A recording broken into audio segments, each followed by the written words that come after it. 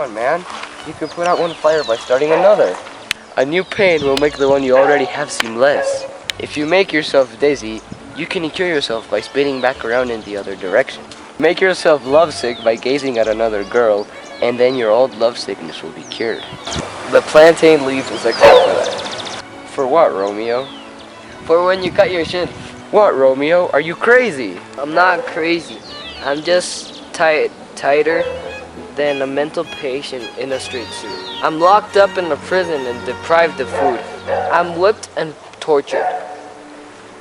Good evening, good fellow. May God give you a good evening. Excuse me, sir. Do you know how to read? Yes, if I know the language and the letters. Well, I see. That's an honest answer. Have a nice day.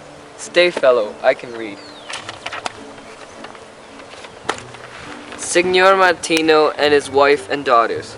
Count Anselmi and his beautiful sisters. Vituvio's widow. Signor Placentino and his lovely nieces. Mercutio and his brother Valentino. My uncle Capulet and his wife, daughter, and daughters. My fair niece, Rosalind and Livia. Signor Valencio and his cousin Tybalt. Lucio and the lovely Helena. That's a nice group of people. Where are they supposed to come? Up. Where? To supper? To our house. Whose house? My master's house. Indeed, I should have asked you who he was. Now I tell you so. You don't have to ask. My master is the great and rich Capulet.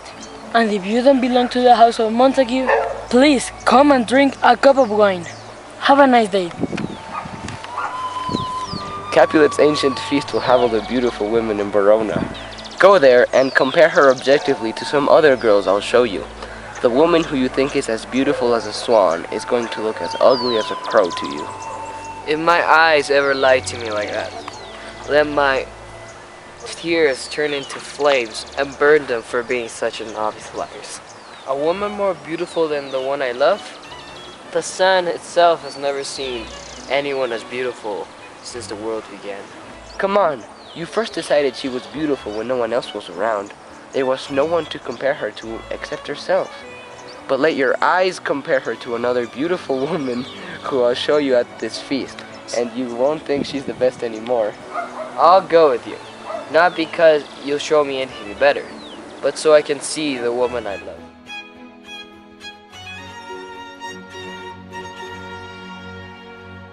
Should we enter without apologizing? It's out of fashion to give lengthy explanations like that. We're not going to introduce our dance by having someone dress up as Cupid, blindfolded and carrying a toy bow to frighten the ladies like a scarecrow. Nor are we going to recite a memorized speech to introduce ourselves. Let them judge us however they please. We'll give them a dance and then we'll hit the road. Give me a torch. I don't want to dance. I feel sad, so let me be the one who carries the light. No, noble Romeo, you've got to dance. Not me, believe me.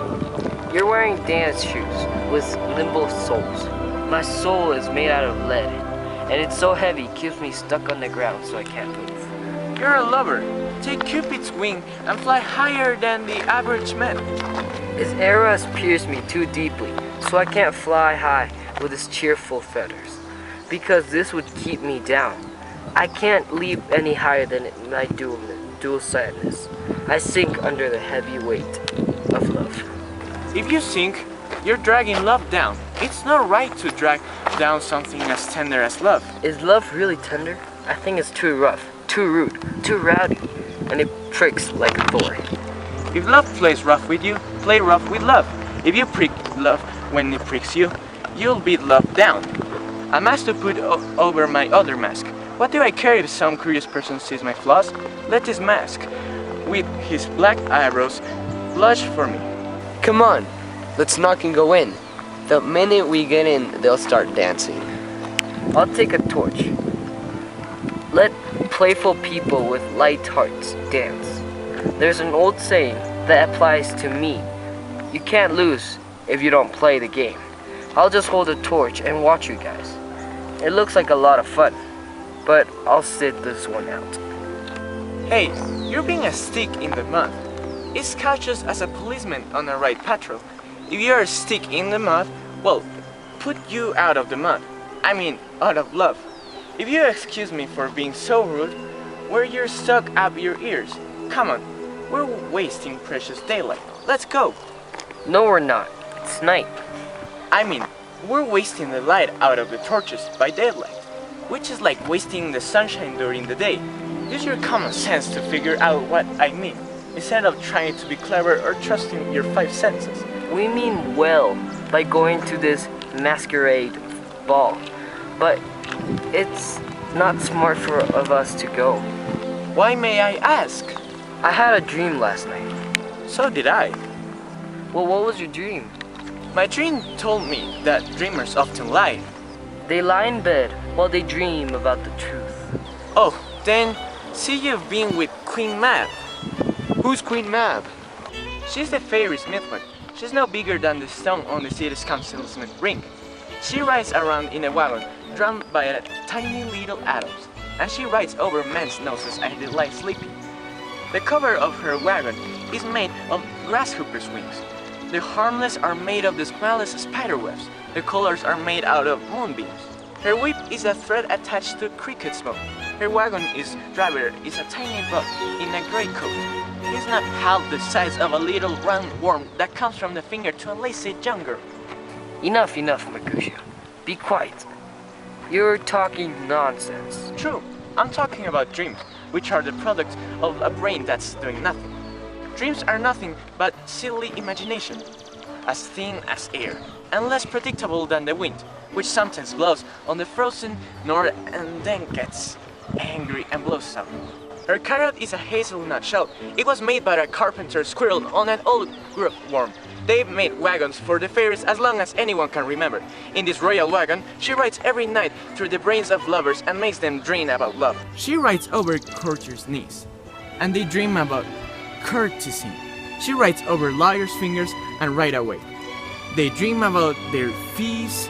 She rides over ladies, often puts blisters on their lips because of their breath smells like candy, which makes her mad.